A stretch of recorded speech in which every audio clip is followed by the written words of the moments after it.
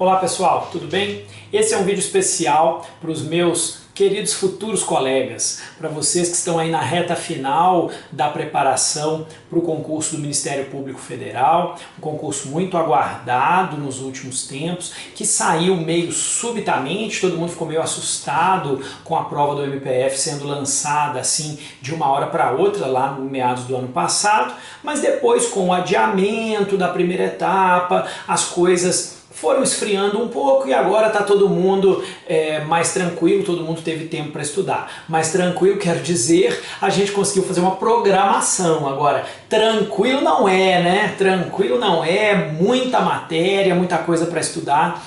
E aí eu estava pensando o que eu podia fazer por vocês nesses últimos dias de preparação. Nós estamos aí há 15 dias da prova.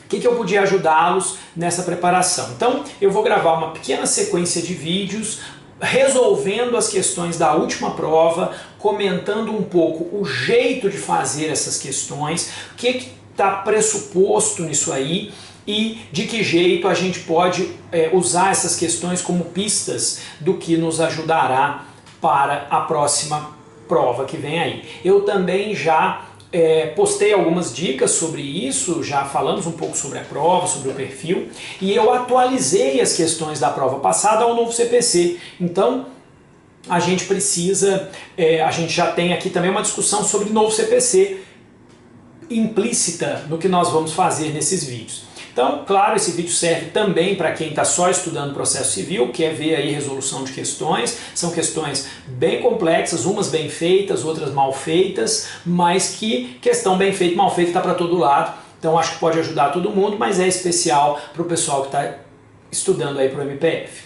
A primeira questão de processo civil, que a nossa prova do 28º concurso trouxe, eu estou abrindo aqui no meu próprio material, eu vou começar da segunda metade daqui das questões. Eu acho que essa segunda metade tem alguns pontos um pouquinho mais delicados e eu vou começar por eles.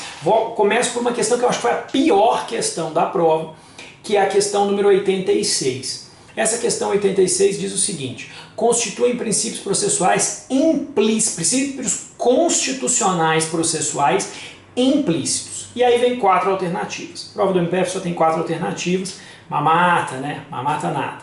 4 alternativas porque erradas, 4 erradas anulam uma certa. Então, o chute que podia ser estimulado pelas 4 alternativas é desestimulado pela anulação. Eu já escrevi sobre isso, você acha um post no meu blog sobre a questão matemática da prova e, para resumir a conclusão, não vale a pena deixar a questão em branco na prova do MPF. Depois você veja as contas lá no blog que isso está demonstrado. Vale a pena responder tudo sim. Qual que é o problema dessa questão? Ela vai aparecer aí na tela para você.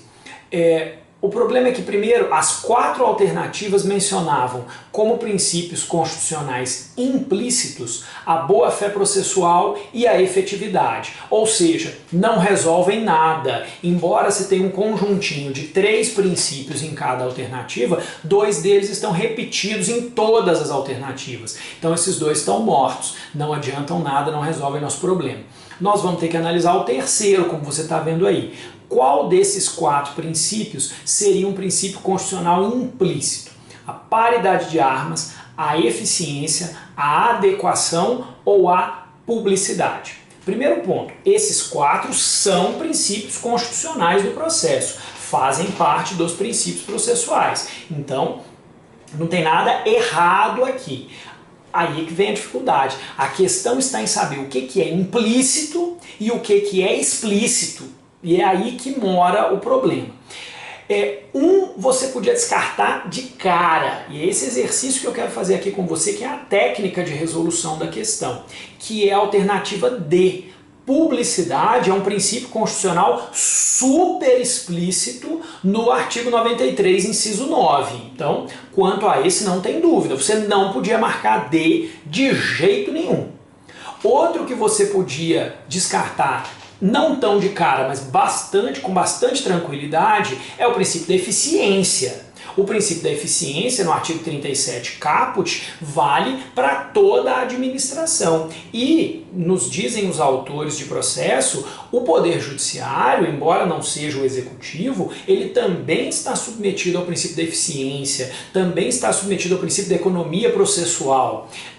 O Judiciário também tem que fazer mais com menos, também tem que gerir os seus recursos de modo mais eficiente. Então, daria para arriscar a eficiência também. Concordo que o raciocínio aqui é um pouco mais delicado, mas daria.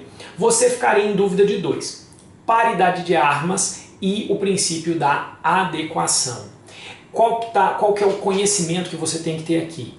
Paridade de armas nada mais é que um outro nome para isonomia. Paridade de armas não é um princípio diferente da isonomia. Ele é simplesmente o princípio da isonomia aplicado ao processo civil. Como a isonomia é um princípio constitucional, então a gente pode dizer que é um princípio constitucional explícito a paridade de armas. Tem previsão constitucional a isonomia, logo também tem a paridade de armas, que nada mais é que a isonomia aplicada no campo do processo civil. O que sobrou para a gente? O princípio da adequação. O que é o princípio da adequação? Transcrevi aqui para vocês um pequeno trechinho que você vai ver aí na sua tela. Qual que é a ideia? É a ideia de que o processo deve dispor de instrumentos adequados para o exercício dos direitos materiais.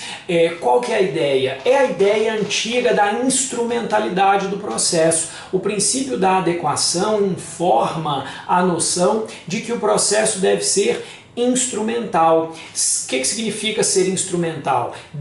Ser adequado, efetivo e tempestivo. O que adequado aqui significa? Significa, como eu transcrevi para você, que as etapas do trâmite processual e as ações, os recursos, as petições devem ser previstas de modo adequado para dar conta da tutela do direito material dos indivíduos. Nós temos um direito implícito, e aí Marinoni fala disso muito bem, a que o legislador conforme a técnica processual aos ditames, às necessidades do direito material. E o juiz, num segundo momento, conforma a técnica processual aos ditames, às necessidades do caso concreto. Então, nós temos um exercício que é de dois níveis. O juiz o legislador faz a primeira adequação, adequando as normas processuais, criando normas processuais que sejam adequadas ao direito material, e o juiz faz uma adequação de segundo nível, adequando de novo aquelas normas previstas pelo legislador que já são previamente adequadas aos direitos materiais na norma abstrata, adequando-as às necessidades do caso concreto, porque afinal de contas cada caso é um caso, ainda que o legislador preveja normas abstratamente adequadas no nível da legislação, essas normas podem não ser adequadas no nível do caso. Então, por que eu digo que essa questão foi uma questão difícil, uma questão da qual não gostei muito? Porque todos os princípios que estão aqui são princípios processuais e são princípios processuais constitucionais. A única questão era você saber o que é implícito e o que é explícito. E como paridade de armas não está escrito na Constituição, muita gente estatisticamente errou essa questão, imaginando que a paridade de armas seria um princípio implícito e não explícito, quando na verdade ela é explícita, porque a paridade de armas se refere à isonomia e a isonomia é garantia explícita. Agora, fala se não é uma questão sacana. Eu achei uma questão de um enorme grau de dificuldade, mas é uma questão que foi feita e a gente tem que saber lidar com ela. Por eliminação, você teria condições de ter pelo menos 50% de chance de acertar essa questão. Ok? Então, essa é a nossa primeira correção. Para o vídeo não ficar muito pesado, eu paro por aqui e nós vamos postar em seguida os vídeos das demais questões. Um abraço, boa sorte!